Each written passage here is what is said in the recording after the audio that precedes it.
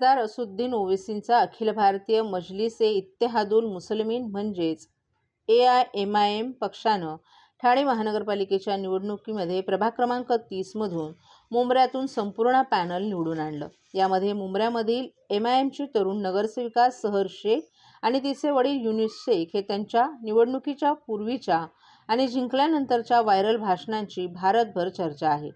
शरद पवारांच्या राष्ट्रवादी काँग्रेसचे नेते जितेंद्र आव्हाड यांचे एकेकाळीचे मित्र असलेल्या युनुस शेख यांनी शेलक्या शब्दांमध्ये आव्हाडांवर निशाणा साधल्याचं या व्हायरल भाषणांमधून पाहायला मिळालं। निवडणुकीचा निकाल लागल्यानंतर सहर शेखनं केलेल्या भाषणाचा व्हिडिओही व्हायरल झाला। या टीकेवर आता आव्हाड पहिल्यांदाच बोललेत।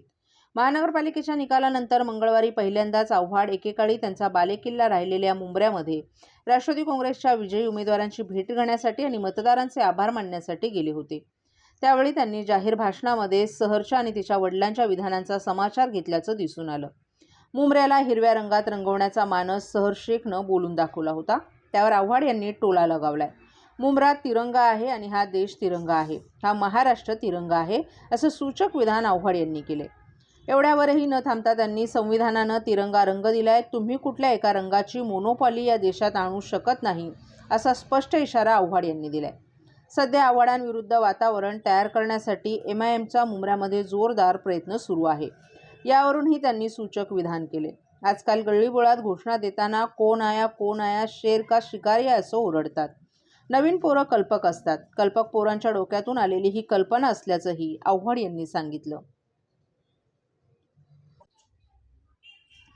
राज्याचे उपमुख्यमंत्री अजितदादा पवार यांचं अपघाती निधन होणं हे धक्कादायक आणि वेदनादायी आहे।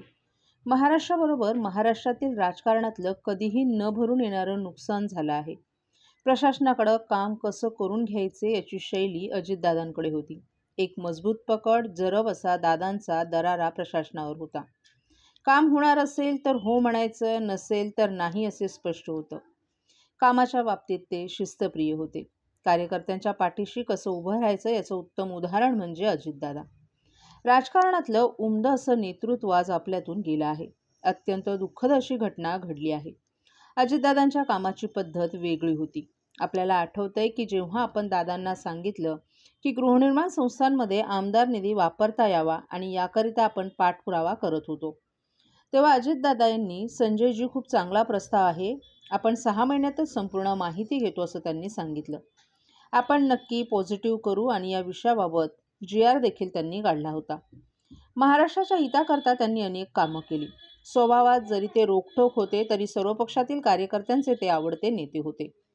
अजितदादांचा असा अकाली मृत्यू महाराष्ट्राला चटका लावणार आहे। आपण आपल्या परिवारातर्फे भारतीय जनता पार्टीतर्फे अजितदादांना भावपूर्ण श्रद्धांजली वाहितो, अशा शब्दात आमदार संजय केळकर यांनी आपली प्रतिक्रिया व्यक्त केली आहे। अजितदादांचं अशा प्रकारे अपघाती निधन होणं हे अत्यंत धक्कादायक तर आहेच, पण अत्यंत वेदनादायक पण आहे। महाराष्ट्राचं फार फार मोठं नुकसान यामुळे झालेलं आहे। एक मोठी पोकळी या ठिकाणी निर्माण झाली। अजितदादा हे अत्यंत कर्तृत्ववान आणि उत्तम अशा प्रकारचं शासक, कशा पद्धतीने प्रशासनावर त्यांच्याकडनं काम करून घेणं याची उत्तम शैली अजितदादांकडे होती। एक कर्तृत्ववान, दिलखुलास, रांगडा आणि स्पष्ट वक्ता असा नेता आमच्यातून निघून गेला आहे। खरं म्हणजे त्यांनी महाराष्ट्राकरता अनेक मोठी कामं केलेली आहेत आणि पुढे देखील ते करू शकणार होते। कार्यकर्त्याच्या पाठीशी कसं उभं राहायचं याचं उत्तम उदाहरण म्हणजे अजितदादा, किंवा काम करण्याची शैली जी आहे ती मला अत्यंत त्यांची आवडत असेल। मोकळेपणाने ते होणार असेल तर हो म्हणायचे, नसेल होणार तर नाही म्हणायचे। असं एक दुर्मिळ राजकारणातलं उमदं असं नेतृत्व आज आपल्यामधनं गेलं आहे आणि हे केवळ महाराष्ट्रातलं फार मोठं ही दुःखद घटना आहे। मी माझ्यातर्फे, माझ्या परिवारातर्फे आणि भारतीय जनता पार्टीतर्फे त्यांना विनम्र अशी आदरांजली पण अर्पण करतो। सर्व नागरिकांना आवाहन करण्यात येत आहे की सध्या डासांमार्फत पसरणाऱ्या डेंग्यू या आजाराचा प्रसार रोखण्यासाठी प्रत्येकाने पुढील प्रमाणे कार्यवाही करावी।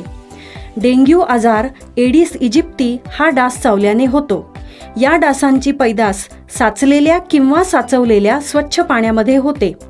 8 दिवसांपेक्षा जास्त दिवस पाणी उघडे व साचून राहिल्यास त्यात डास अंडी घालतात.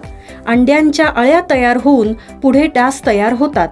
यासाठी आपल्या घरातील पाणी साठे उदाहरणार्थ बॅरल्स, पिंपे, टाक्या, हौद, रांजणे इत्यादी दर आठवड्याला रिकामे करून घासून पुसून कोरडे करून पुन्हा भरावे. 1 दिवस कोरडा दिवस म्हणून पाळावा.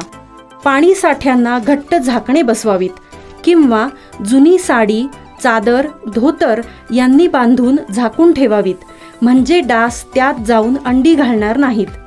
घराच्या गच्चीवर, आजूबाजूला, अंगणात कोठेही पाणी साचू देऊ नये. भंगार सामान उघड्यावर टाकू नये. उदाहरणार्थ टायर्स, प्लास्टिक सामान, कुंड्या, टाकाऊ वस्तू इत्यादी. अशा सामानात पावसाचे पाणी साठून त्यात डेंग्यूच्या डासांची पैदास होते. घरातील कूलर्स, फ्रीजच्या पाठीमागील ट्रे हे देखील वेळोवेळी कोरडे करावेत. लक्षात ठेवा, नुसत्या फवारणीने डास घनता कमी होत नाही, तर त्यासाठी डास पैदास ठिकाणे नष्ट करणे ही आपल्या सर्वांची जबाबदारी आहे. कोणताही ताप अंगावर न काढता जवळच्या शासकीय रुग्णालयात मोफत औषधोपचार घ्या. अशा प्रकारे नागरिकांनी सहकार्य केल्यास डेंग्यूचा प्रसार रोखणे सहज शक्य आहे.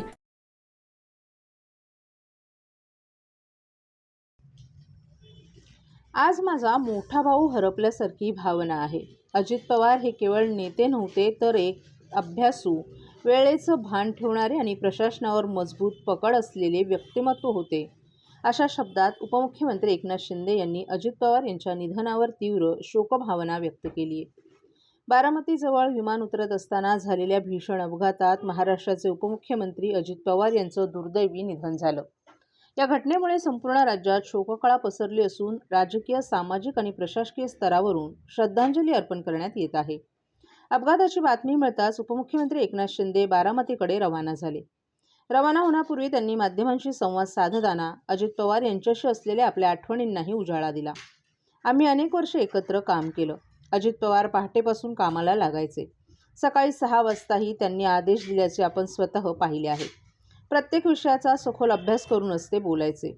रोखठोक स्वभाव असला तरी मनाने ते अत्यंत निर्मळ होते, असं शिंदे यांनी सांगितलं. मंत्रिमंडळात जेव्हा राज्याच्या आर्थिक स्थितीबाबत चर्चा व्हायची, तेव्हा अजित पवार नेहमीच वास्तव मांडायचे आणि योग्य दिशा सुचवायचं. त्यांचा अनुभव, अभ्यास आणि प्रशासनावरील पकड आम्ही सर्वांसाठी मार्गदर्शक ठरायची, असंही त्यांनी नमूद केलं. काल परवाच एका कार्यक्रमात त्यांची भेट झाल्याची आठवण सांगताना शिंदे भावूक झाले. आज त्यांच्या जाण्यानं पवार कुटुंबच नाही, तर संपूर्ण महाराष्ट्राचं मोठं नुकसान झालंय.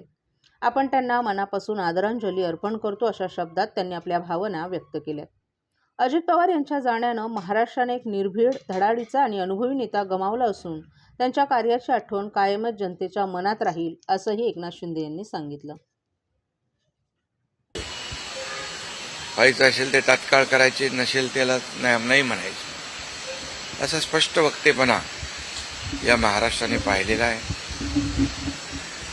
मी असेन, मुख्यमंत्री देवेंद्रजी असतील, अजितदादा असतील, आम्ही टीम म्हणून काम केलं, टीम म्हणून काम करतो. आमच्या वेळाही कामाच्या वेगवेगळ्या, आम्ही पहाटे उशिरापर्यंत काम करतो. अजितदादा पहाटे लवकर काम सुरू करतात, देवेंद्रजी दिवसभर काम करतात. आणि अजितदादांनी 6 वाजता देखील अपॉइंटमेंट दिलेल्या अधिकाऱ्यांनी आणि लोकप्रतिनिधींनी पाहिलेल्या आहेत.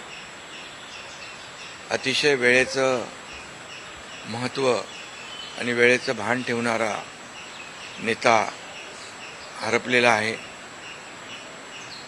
खरं म्हणजे काल परवाच आमची एका कार्यक्रमामध्ये भेट झाली. सरन्यायाधीश आपले भारताचे मुंबईत आले होते आणि ते येण्यापूर्वी आम्ही तिथंच एका चेंबरमध्ये बसलो होतो आणि त्यावेळेस झालेल्या चर्चा, गप्पा गोष्टी, आजही सकाळी जेव्हा मला त्यांची ही घटना कळली तेव्हा तेच समोर त्याच आठवणी काल परवाच्या येऊ लागल्या. खरं म्हणजे माझ्यापेक्षा ते राजकारणात देखील अनुभवी नेते, गेल्या अनेक वर्षापासूनचा त्यांचा अनुभव, वयाने देखील माझ्यापेक्षा ते मोठे होते आणि अनुभवाने देखील.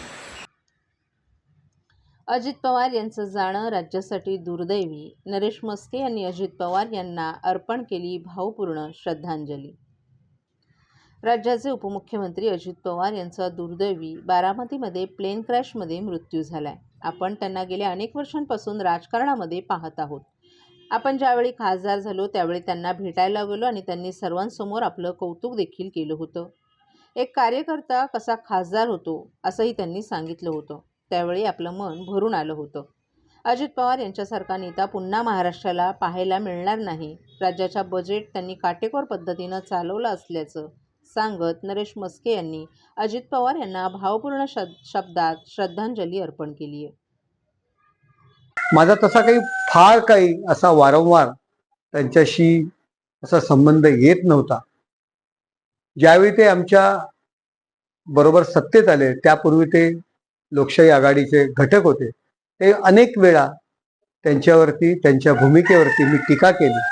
परंतु ज्यावेळी मी खासदार झालो, त्यांना भेटायला गेलो, त्या आजूबाजूच्या कार्यकर्त्यांना, आजूबाजूच्या लोकांना कार्यकर्ता खासदार होतो, काम करत राहा, याचं एकमेव उदाहरण नरेश म्हस्के असं त्यांनी 4 लोकांना सांगितलं. त्यावेळी मी खरंच खूप भारावून गेलो.